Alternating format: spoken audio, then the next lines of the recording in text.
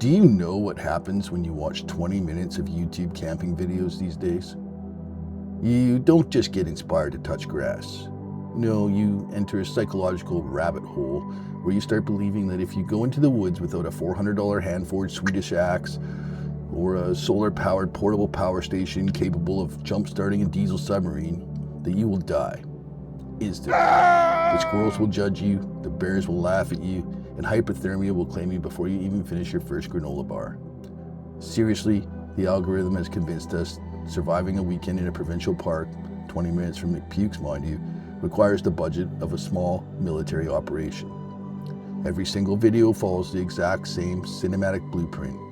It starts off with a beautiful 4K drone shot cutting through the morning mist, then a close-up of a rugged, bearded man in a $300 organic cotton flannel shirt. He doesn't speak, he just looks really intensely at the river. And then we get that slow motion footage of pouring boiling water over artisanal single origin coffee grounds. It's peaceful, it's soulful, it's deeply spiritual. And then the pivot. Hey, but before we get into this shelter build and see if this titanium tarp holds up against a thunderstorm, I want to thank today's sponsor, Titanium X Cargo Pants, made from an indestructible Kevlar-infused weave that defends against the bear attacks and minor explosions. Use the code OUTDOOROBNOXIOUS for 15% off at checkout. It's just not camping anymore.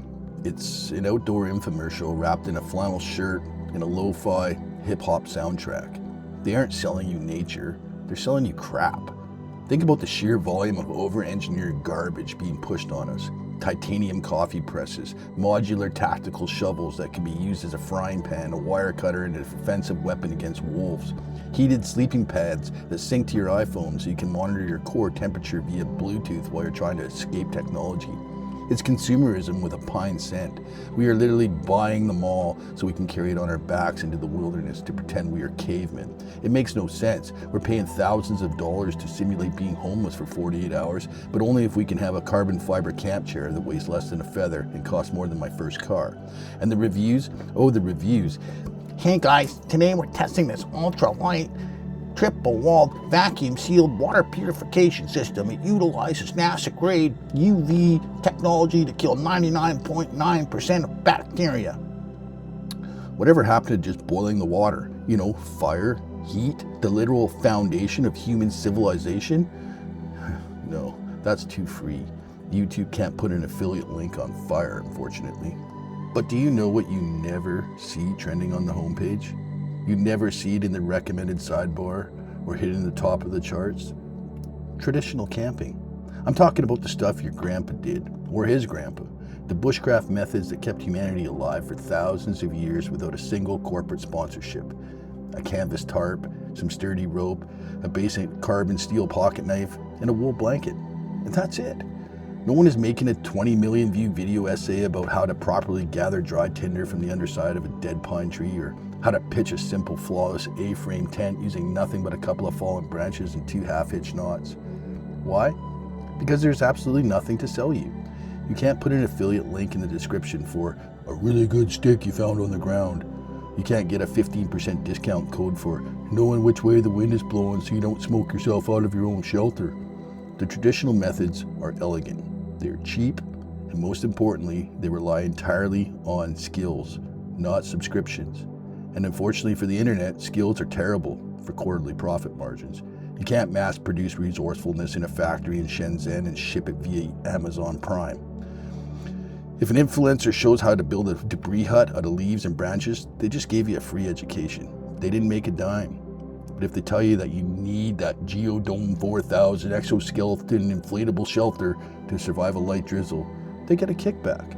So the algorithm buries the skills and elevates the plastic. It seems we've completely traded resourcefulness for retail therapy. We genuinely think that clicking add to the cart makes us outdoorsmen. We buy the identity before we ever step foot on the trail. I saw a video the other day of a guy who brought a portable battery-powered espresso maker into the deep backcountry. He hiked 6 miles into the mountains just to pull a shot of espresso that required 3 different proprietary plastic pods.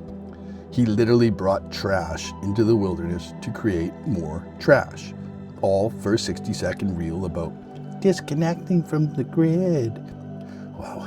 My brother in Christ, you are chained to the grid. You brought the damn grid with you in a Gore-Tex backpack.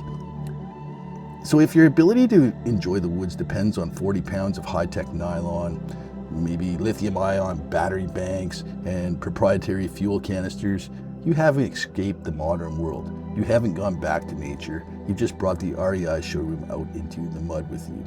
You're just a consumer in a prettier location.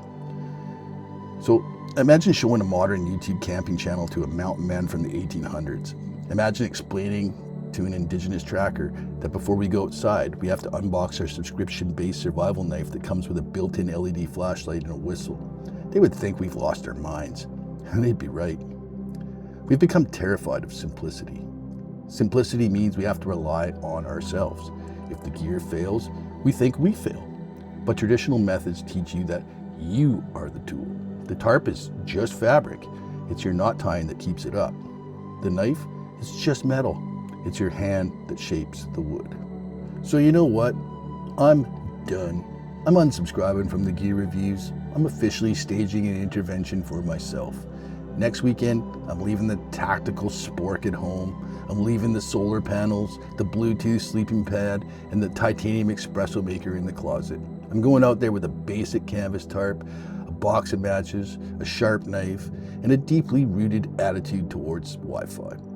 If it rains, I'll figure out how to pitch the angle so the water drains away.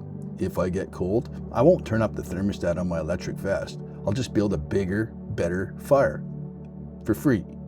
Using the skills that my ancestors used for free before some tech bro decided that nature needed a software update. And don't forget to like, subscribe, and hit that notification bell. Or don't. The trees literally do not care about your engagement metrics.